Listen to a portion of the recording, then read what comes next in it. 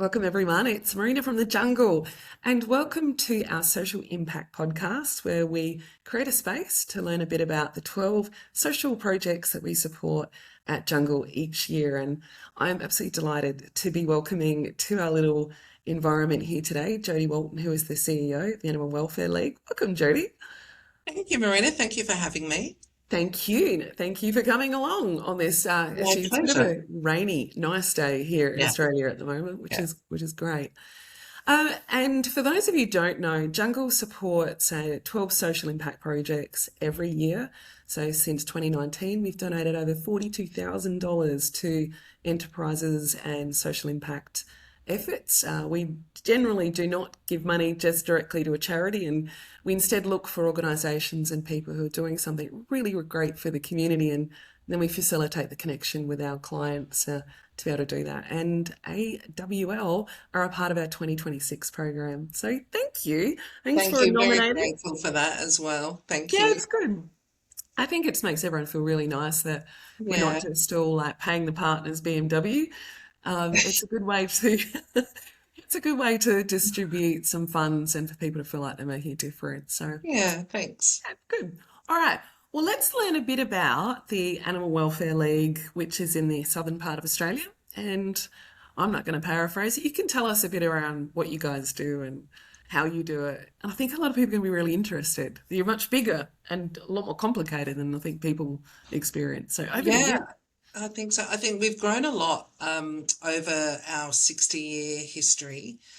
We now support over 4,000 animals per year in our shelter and rehoming services and finding lost owners, veterinary care, microchipping programs, desexing programs. We have two sites. We're here at Wingfield in the north, and then further north in a suburb called Ed North. So we're across two sites: cats and dogs, rabbits, guinea pigs, small companion animals. We have an amazing volunteer workforce of about 300, which is really good. And we have over 100 staff, very dedicated people that help support our animals. That's amazing. Like, and I know, I think a lot of people don't understand how many individuals and how much time and effort it takes to bring together a service or services like yourselves, because you have a number of social enterprise efforts as well, don't you? Yeah, we certainly do. So we have boarding services, we have op shops, opportunity shops, or thrift shops for some of you that might be in a different hemisphere.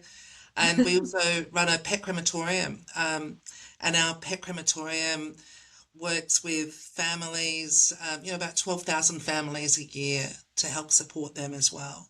Yeah, it's amazing. And Yeah. I mean, the whole relationship around families towards their pets have changed, I think, in the last 5 to 10 years, or some say COVID really shifted the family pet from, the dog that stayed outside to now the dog that sits on the lounge and it's with its own outfits. Do you have any thoughts around that? Yeah, absolutely. I think I grew up in a family whose animals were always sleeping on the beds and, were probably more of a priority than the children, to tell you the truth. But it's definitely seems to have shifted more that way. And you're right, since COVID too. And I think the latest stats are 1.1 companion animal per person in Australia now. So it Wow. shows, how significantly people take their pets. Yeah, yeah. I think with that, the expectation on how we care for the pets is going up as well. And yeah, I remember years ago I was asked to look at the pet stock prospectus a long time ago. And I Yeah, remember being really skeptical, going, what? People are going to go to a department store for pets. And this guy goes, yeah, I reckon they're going to do it. And I went, okay. So it has changed a lot. yeah, absolutely. To the point where there's, different enterprises now, such as pet funerals, that are moving into Yeah. pet funeral markets and things like that. So, certainly pets have become elevated to people status when it comes to how we love them, care for them, and also how we want to say goodbye to them. Yeah, yeah, because they're a big part of one's family. So Absolutely. let's extend that out. And how do you see the service at Animal Welfare League?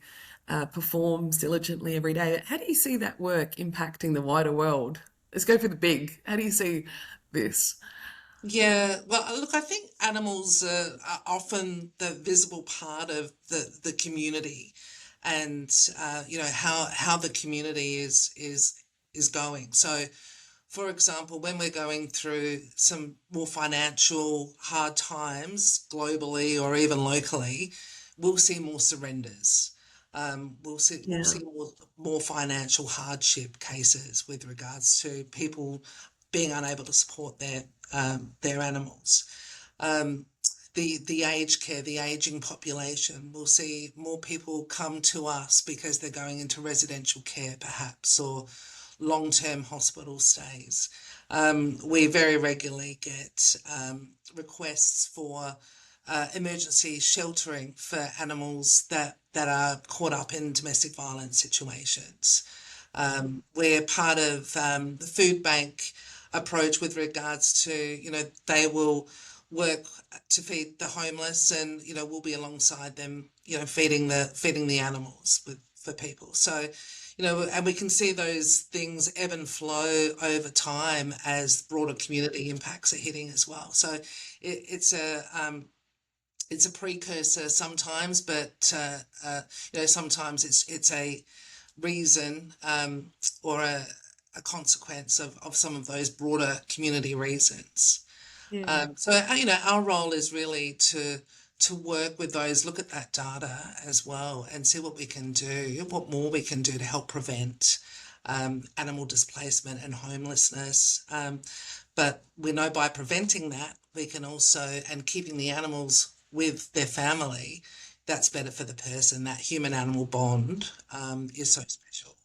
Yeah, yeah. I mean, they talk about that even on with healthcare, people recovering from illnesses or a broken leg or what have you, that people who have exposure to their pets get better quicker. That's Just right. from, yeah, it's an Yeah, amazing animal thing having a therapy. pet, isn't it? It's just a Yes. lovely, yeah, lovely.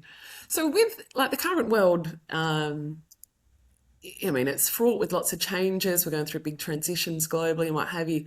But at the centre of it is this idea of meaning and purpose. And I imagine a lot of people who work for you in the either volunteer or as direct staff have a really big focus on purpose in their own lives. And how do you feel like AWL meet that? How do you meet them where they are?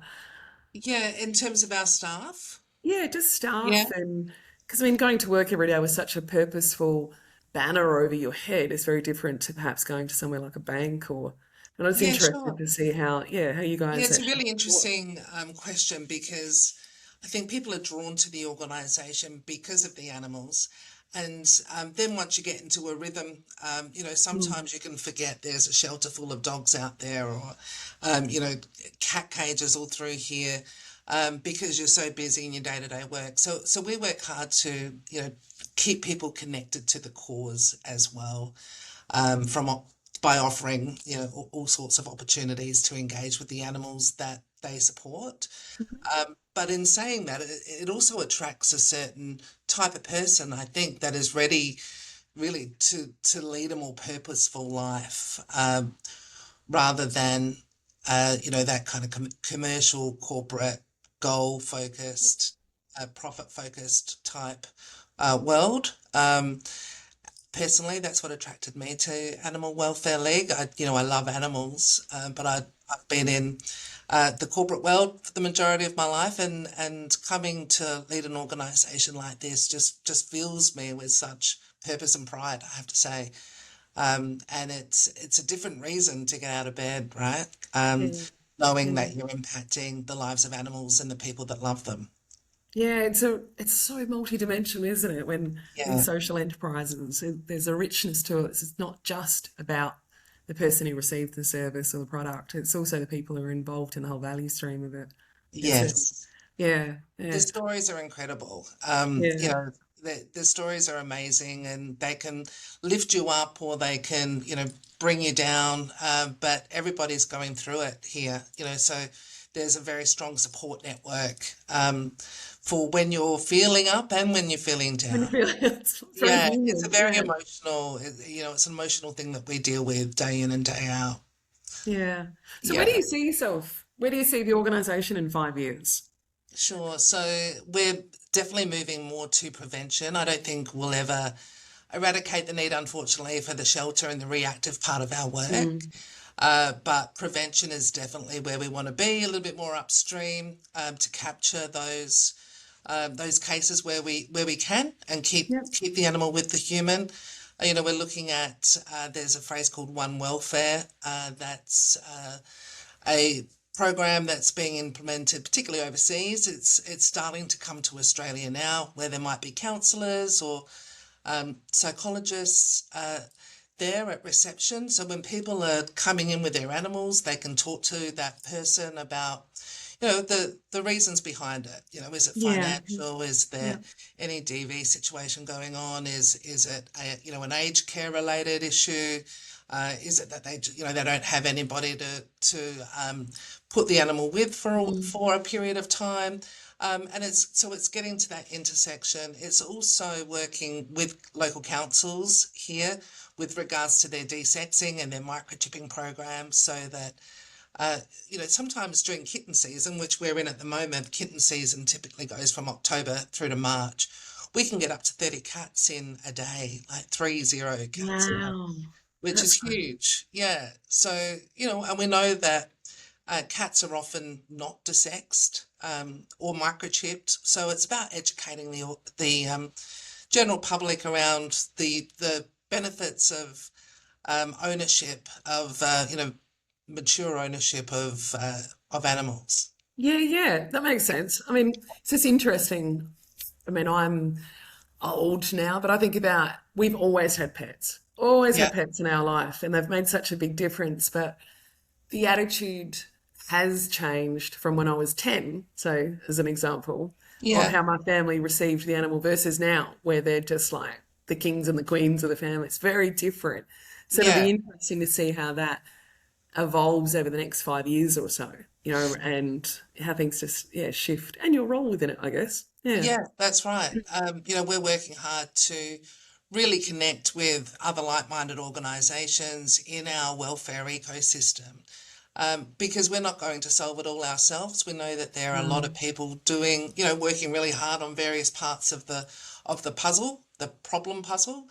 So, we're looking to connect more with them as well, so that we can, support where we can and play our role where we can. Yeah, lovely.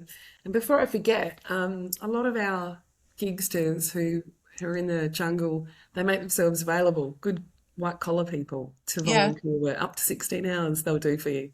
So, who, amazing. yeah, I know. And they just want to do it because that sense of purpose and direction is really, really valuable to a lot of those Yeah, knowledge workers. So, well, yeah. that'd be amazing. Yeah. Yeah. Yeah, yeah, yeah. All right, so last part, the obligatory. How can people help Animal Welfare League in your collective mission? We'll put all the Sure. details and how to contact you and your team in the description notes. But is there anything else Okay. that springs to mind for you when you go? Yes, yes.